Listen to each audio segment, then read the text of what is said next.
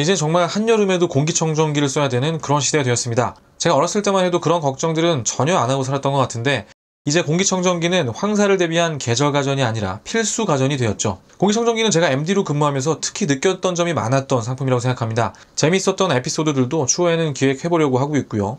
자, 오늘은 그 첫 번째 이야기로 공기청정기를 구매할 때 고려해야 할 점을 정리해보았습니다. 바로 시작하겠습니다. All about IT Gadget Soul. 공기청정기가 제 역할을 할 수 있느냐 없느냐가 판가름 나는 시점은 사실 구매하신 지 6개월 후부터라고 생각합니다. 대부분의 제품들이 이제는 상황 평준화가 되어 있기 때문에 그 전까지는 대부분의 경우 만족하고 쓰일 수 있습니다. 결국 이 공기청정기의 핵심은 필터인데요. 이 만족감을 지속적으로 느끼기 위해서는 구매 후 6개월이 지난 시점부터는 관리가 필요합니다. 자, 우선 프리필터나 알레르긴 필터가 따로 있는 제품은 교체나 세척을 해주셔야 하고요. 팬이나 내부도 청결을 유지해 주셔야 합니다. 자, 그런 이유로 너무 처음 들어보는 중국 기업은 필터 구하기가 어렵기 때문에 피해야 하고 유명 브랜드 제품이기는 한데 필터가 유달리 비싼 아이들이 있습니다. 필터 한번 교체하면 8만 원이 넘게 드는 그런 제품들이 있기 때문에 구매하실 때 사은품 이런 것들로 필터를 주는 경우가 있습니다. 여기에 넘어가시면 안 되고요. 가격과 필터를 구매할 수 있는 그 방법에 대해서 똑똑히 따져보셔야 됩니다. 자, 이 부분이 제가 첫 번째로 강조드리고 싶은 그런 부분이고요. 비싸고 고성능의 최고급 공기청정기 한 대 사는 것보다는 저렴한 공기청정기를 복수로 구매하시는 게 좋습니다.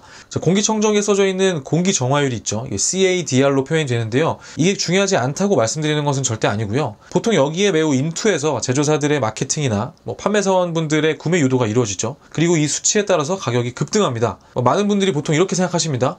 우리 집은 20평이니까 혹은 우리 집은 30평이니까 공기청정기가 적어도 18평 정도는 커버하지 않을까? 이렇게 생각을 하시는데요. 자, 이 18평을 커버한다는 이야기는 공기길, 그러니까 에어웨이가 탁 트여 있는 곳에서 18평을 커버할 수 있다는 이야기거든요. 자, 예를 들어 집이 18평이라고 가정하면 거실의 면적은 3분의 1도 안 되죠. 자, 그래서 사실상 이 숫자들이 아주 크리티컬한 그런 요소가 아닙니다. 그리고 이 숫자가 크다고 해서 대단히 진보된 기술을 가진 그런 공기청정기라기보다는 아주 거칠게 표현해서 다른 공기청정기보다 그저 출력이 좀 센 모터가 들어있다, 아니면은 공기가 세게 나온다 정도로 보셔도 정말 무방하고요. 물론 그러면서도 그 모터가 전력 소비 효율이 좋고 조용하다, 이 부분이 기술의 핵심인데 기술의 효용에 비해 가격이 너무 많이 비싸지면 구태여 그 비싼 가격을 지불할 필요가 없는 거죠. 자, 다시 본론으로 돌아오면 실제 사용 환경에서는 이 정도의 커버리지가 필요가 없다는 거고요. 와이파이 공유기와 비슷하게 생각하시는 분들도 있습니다. 공유기를 방마다 설치할 필요 없이 기가 공유기 하나만 비싼 놈으로 박는 게 낫지 않겠냐. 그런데 와이파이랑 다른 점이 와이파이는 문이 잠겨 있어도 혹은 벽의 종류에 따라서 벽을 뚫고도 이 신호가 지나갈 수가 있습니다. 그렇지만 공기청정기의 경우에는 문이 닫히거나 벽 너머의 공기는 아예 정화를 할 수가 없습니다. 따라서 어느 수준의 버짓이 있으면 그것을 한 대의 공기청정기에 투자하는 것보다는 2개 혹은 2개 이상을 사시는 것이 가족의 건강을 지키는 그런 일이라고 할 수 있겠습니다. 자, 구매하실 때 각 제조사별로 정말 거창한 단어들 이야기합니다. 앞서 말씀드린 공기정열도 마찬가지고요. 필터 등급부터 PM이 몇이고 스마트폰 제어가 되니 레이저 센스에 OLED 스크린이니 이런 것들이 있는데요. 이런 것들이 있으면 단 1%라도 사용에 도움은 됩니다. 하지만 우선 첫 번째로 없어도 그 핵심적인 역할에 전혀 지장이 없고, 특히 공기청정기가 특별히 전기를 많이 먹거나 컨트롤이 필요한 제품도 아닐 뿐더러 화재 발생 등의 위험도 전혀 없습니다. 그리고 필터 등급이나 PM 센서 같은 경우는 어렵게 생각하지 마시고요. 그냥 이 11등급 정도면 충분합니다. 자, 여기에 이제 반론을 제기하실 분들이 있을 것 같아서 제가 표를 좀 준비를 했는데요. 자, 이게 이렇게 생각하실 수 있습니다. 이 11이면 95%인데 그럼 5%의 먼지는 우리 폐속으로 들어오는 거 아니냐. 근데 이게 전혀 그렇지가 않습니다. 자, 예를 들어서 어떤 공기 중의 일부분을 A라고 특정해서 공기청정기를 돌리면 공기가 지속적으로 순환하면서 결국 100%에 근접하게 걸러지게 되는 겁니다. 자, 반대로 99.95%인 H13을 사용하면 더 빨리 100%에 근접하지 않나요? 이렇게 말씀하시는 분들도 있는데요. 물론 맞습니다. 더 빠를 수 있습니다. 하지만 눈으로 보이는 저 숫자만큼 그렇게 차이가 나지는 않습니다. 왜냐면요, 필터가 더 촘촘할수록 단위 시간당 필터를 통과하는 공기의 양이 급속하게 줄어들기 때문에 결국 그 효과의 차이가 상쇄가 됩니다. 어느 한쪽만 높다고 해서 효과가 좋은 공기청정기가 아니고 필터를 통과하는 공기의 양과 필터의 촘촘함, 이 2개가 밸런스가 맞아야 되거든요. 그리고 또 한 가지 살펴볼 부분이 바로 먼지 크기인데요. 요즘 여러분들 아시겠지만 초미세먼지라는 키워드를 통해서 그 위험성에 대해서 부풀리고 마케팅으로 제조사들이 이용하는 측면이 있다는 점을 간과해서는 안 됩니다. 마치 그동안은 이 초미세먼지가 아예 없었던 것이냐, 아예 새로 나타났기 때문에 이제는 정말 써야 되는 것이냐 이야기하는 것은 조금 어폐가 있는 부분이고요. 그리고 더 문제는 이겁니다. 결국은 최고 등급인 U17의 울파 필터를 사용하여도 0.29999 이렇게 쭉 가죠. 이 마이크로미터 미만의 초서먼지는 거르지 못한다는 이야기는 전혀 안 하고 있거든요.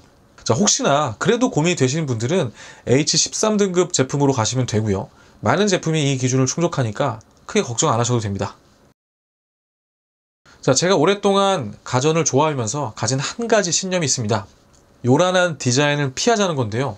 자, 단순히 가전제품뿐만 아니라 요리, 문학, 음악, 패션 모든 곳에 일맥상통하는 부분이 있는 것 같습니다. 결국 신제품 중에 요란하거나 좋게 말해서 미래지향적인 그럴듯한 디자인들은 짧게는 바로 내년에 실증이 나고 집의 인테리어와 어울리지 않을 뿐만 아니라 몇 년 후에는 촌스러운 디자인이 되기 때문에 이런 디자인들은 피해야 할 것 같고 메이저 제조사들도 이런 디자인들을 자꾸만 내놓고 있거든요. 그래서 조금 의아한 부분이 있는데 개인적으로는 정말 유명한 제품이죠. 발뮤다의 에어 엔진 디자인이 완성도가 높은 그런 디자인이라고 생각합니다. 그리고 당연히 쏙 빼닮은 애가 있죠. 샤오미의 미에어가 있는데 이 제품들에게도 역시 좋은 느낌을 가지고 있고요. 그리고 디자인의 요소들 중에서 또 한 가지 중요한 것이 바로 이 재질과 텍스처일 텐데 재질은 대부분의 제품이 플라스틱으로 만들어져 있기 때문에 논외로 하고요. 생활가전은 특히 표면 처리가 생명인 것 같습니다. 사실 이 부분은 특히나 주관적인 영역이기 때문에 개인의 판단에 맡겨야겠지만 제 개인적으로 또 역시나 이번에도 많은 제조사들이 꾸준히 택해주고 있는 하이글로시에 대해 비판을 하고 싶은데요. 자, 이게 박스를 뜯은 직후에는 아주 세련되고 예쁘다는 생각이 들죠. 은은하게 빛도 반사되고 매끄럽게 처리된 그 표면이 참 마음에 듭니다. 그런데 이런 유광 제품류의 문제는 시간이 지날수록 그 느낌이 급격하게 사라진다는 점인데요. 싸고 쉽게 그리고 편하게 그래서 빨리 제품을 판매하면 된다 그렇게 말하고 있는 것 같이 느껴져서 구매하기가 좀 꺼려지고요. 물론 다시 한번 말씀드리지만 제 개인적인 주관적인 그런 느낌이고요. 좀 참고를 하고 싶다 이런 분들께는 매트한 화이트 계열의 가장 심플한 디자인의 제품을 고르셨으면 한다 이렇게 말씀드리고 싶습니다.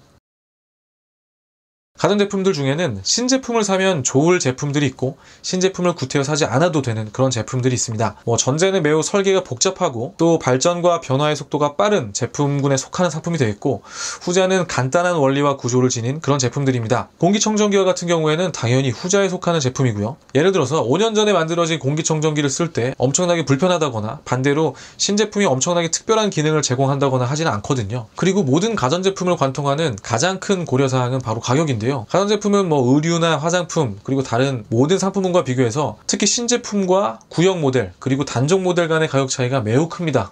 깊이 들어가면 재고, 물류, 회전 여러가지 이유로 설명이 가능하겠죠. 하지만 그게 소비자의 입장에서 고려할 부분은 전혀 아닙니다. 싼 값에 좋은 제품을 구매하는 것이 현명한 소비가 되겠죠. 그렇기 때문에 내가 신제품을 제일 빠르게 사도 바로 내년 채 봄꽃이 피기도 전에 블랙 프라이데이, 창고 대방 출전 등등 여러가지 이름을 가진 행사에서 옆집 아저씨가 그저 반값에 구매할 수도 있습니다. 자, 말씀드린 내용이 어느 정도 수긍이 가시는 분들께 한 발자국 더 나아가 제안드린 내용인데요. 많은 분들이 건강가전은 무조건 새 걸로 사야 된다고 생각하시는 분들이 있습니다.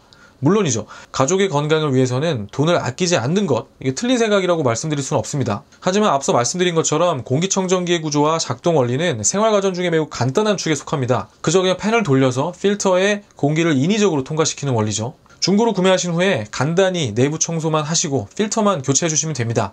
아울러서는 센서부와 LED 동작 여부 정도만 정확히 체크하시면 되고요. 가까이 대고 향수를 뿌리시거나 집에서 담배나 가루 같은 걸로 점검해 보시면 됩니다. 누구나 정말 아주 간단히 점검해 볼 수 있고요. 그리고 필터를 교체하시면서 보면은 센서부를 제외하고는 기판들이 거의 없습니다. 나머지 부분들은 살균제로 한번 닦아주시면 되고요. 지금까지 공기청정기를 고르실 때 유의해 볼 수 있는 점들 한 5가지 정도를 말씀드려봤는데요. 공기청정기를 구매하실 계획이 있거나 아니면 이미 구매하셨는데 추가로 또 구매하셔야 되는 분들, 그런 분들께 단 1%라도 도움이 되었으면 합니다. 자, 마지막으로 여러가지 숫자나 마케팅적 수단들에 현혹되지 말고 적당한 가격의 제품 현명하게 구매하셨으면 좋겠다는 말씀을 마지막으로 드리면서 오늘 에피소드 마치도록 하겠습니다. 오늘도 행복한 밤 되시고요. 저는 더 유익한 에피소드로 찾아오도록 하겠습니다. 감사합니다.